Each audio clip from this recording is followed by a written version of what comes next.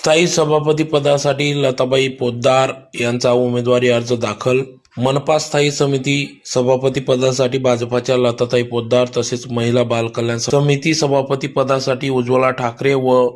उपसभापती पदासाठी शोभा संजय भिल यांनी नामनिर्देशित पत्र नगर सचिव मनोज वाघ यांच्याकडे दाखल केला. यावेळी जिल्हाध्यक्ष गजेंद्र अंपडकर, माजी आमदार राजवर्धन कदम बांडे, महापौर मायादेवी परदेशी, उपमहापौर ज्योत्सना पाटील, अल्पा अनुप अग्रवाल, महादेव परदेशी, नगरसेविका जयश्रीताई अहिरराव, वंदना भांबरे, वैभवी दुसाने, प्रभावती शिंदे, सुरेखा उगले,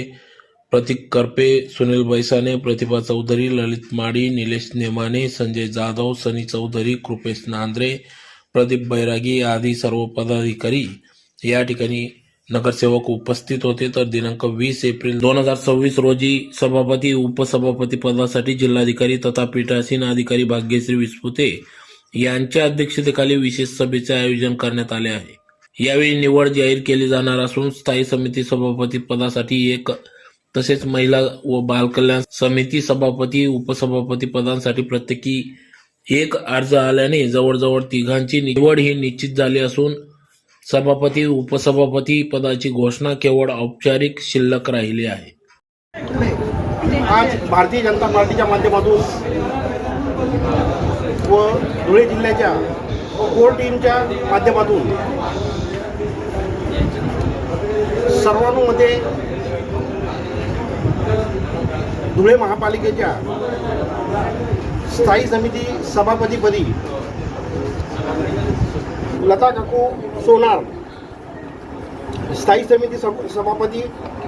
उज्ज्वलाताई ठाकरे, महिला बाल कल्याण सभापती व शोभा संजय भिल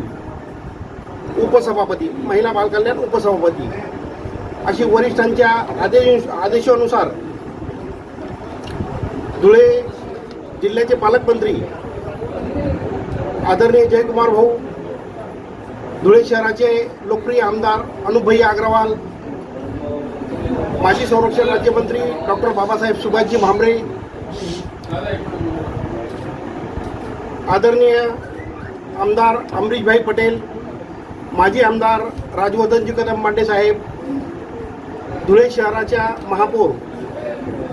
आमच्या भगिनी परदेशीताई तसेच सर्वांच्या एकमताने ही निवड करण्यात आलेली आहे आणि भविष्यात भारतीय जनता पार्टीच्या माध्यमातून धुळे शहरात कसे चांगले काम उभे राहील असा निश्चितच प्रयत्न भारतीय जनता पार्टीच्या माध्यमातून आणि आमच्या वरिष्ठांच्या आदेशानुसार करण्यात येईल.